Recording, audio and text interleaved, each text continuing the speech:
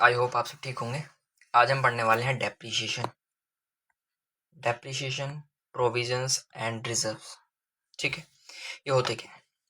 पहले हम पढ़ेंगे मैचिंग। मैं थोड़ा सा रिव्यू ले लेंगे चैप्टर्स का, क्या कहना चाहता है। फर्स्ट ऑफ ऑल हम डायरेक्ट पूछते हैं ये ऑब्जेक्ट क्या है। इसका ऑब्जेक्ट क्या है, देखिए। After studying this chapter you will be able, मतलब इसको पढ़ने के बाद हम कुछ चीज़ों के लिए एलिजिबल हो जाएंगे, एबल हो जाएंगे। Explain the meaning of depreciation. Depreciation का मतलब क्या है। Designize it from amortization and depletion. amortization कैसे, depreciation, फिर amortization और depletion. State the need for charging depreciation and identify its costs. कौन से phases होंगे जो हमको depreciation charge करना होगा, कैसे उसको आइडेंटिफाइज करेंगे कोर्स को। Compute depreciation using straight line and return down value method, मतलब कि दो मेथड होते हैं, उसमें से हम किसको हम लेके प्रायोरिटी लेके उसे सॉल्व करते हैं। Record transactions relating to depreciation and disposition of assets. Disposition मतलब डिस्पोज हो जाना, खत्म हो जाना। कोई चीज इस्तेमाल की हमने, खत्म हो गई, कोई वैल्यू नहीं बची है, कोई वैल्यू बची उसने हमें बेच दिया। Explain the meaning and purpose of creating provision and reserve. Provision and reserve क्यों क्रिएट किए जाते हैं, इसको आप एबल हो जाएंगे। Distinguish between reserve and provision. Reserve और प्रोविजन में क्या डिफरेंस होता है। Explain the nature of various type of provision and reserve including secret reserve, ये क्या होता है, इसके बारे में हम एबल हो जाएंगे। ठीक है, पढ़ते हैं पहले कि बुक्स क्या कहती है। बुक्स कहती है मैचिंग प्रिंसिपल्स रिक्वायर। अब हम सोचेंगे मैचिंग प्रिंसिपल होता क्या है। In simple word, currently LHS is equal to RHS, ये हम पढ़ के आ चुके हैं 10th में और क्वेश्चन भी बहुत सॉल्व किए हुए हैं। तो यही कॉन्सेप्ट हमारा यहाँ पे अप्लाई होता है एक तरह से कि ये मान लीजिए जो भी आप रिवेन्यू कमाएंगे, वो इक्वल टू आपके एक्सपेंसेस से मैच खाना चाहिए।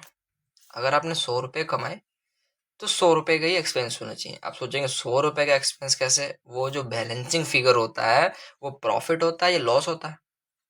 ठीक है, बट एक्सपेंस रेशो होना चाहिए। ठीक है, matching principles required at the revenue of given period, मतलब कि आपने यहाँ से लेके यहाँ तक में जो सेल किया, जो ये वाला पीरियड है, इसका जो रेवेन्यू है is matched against the expense for the same period. जो इस पीरियड का एक्सपेंस होगा उससे मैच होना चाहिए।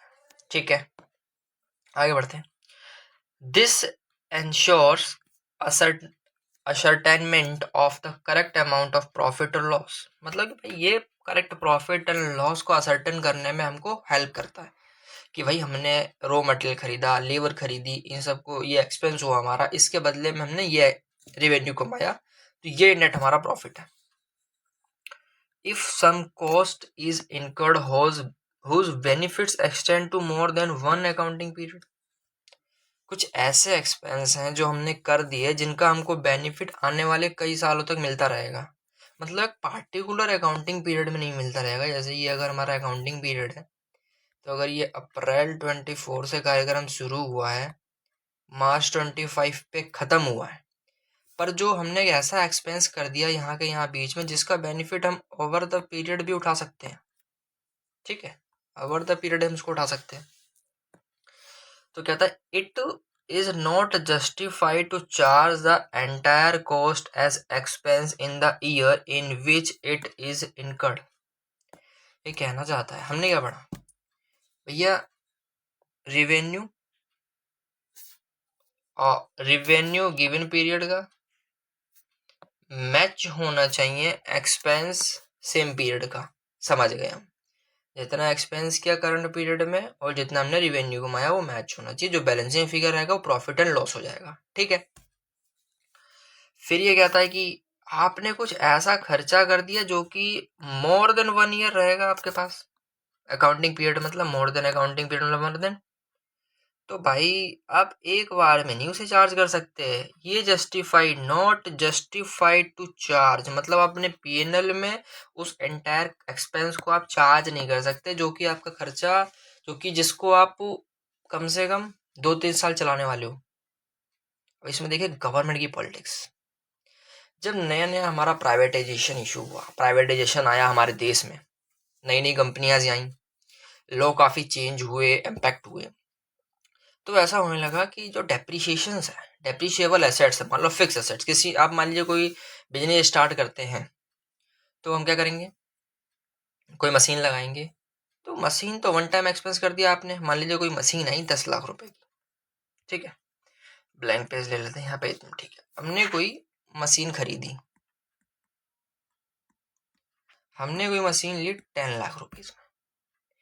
बट जो ये 10 लाख रुपए की जो हमने मशीन ली है, यार ये तो चलेगी, मान लीजिए इसकी लाइफ है 5 ईयर, ठीक है। अब आपने क्या करा भाई, आप चल रहे हो इस वाले अकाउंटिंग पीरियड में, अप्रैल 24, मार्च 25, आपने ये पूरे 10 लाख रुपए यहाँ पे चार्ज कर लिए। ऑब्वियस सी बात है, आपने 10 लाख रुपए की मशीन खरीदे तो आपने रिवेन्यू थोड़ी कमा लिया होगा 10 लाख रुपए का, आपने रिवेन्यू कमाया हुआ मान लीजिए 2 लाख रुपए का, ठीक है।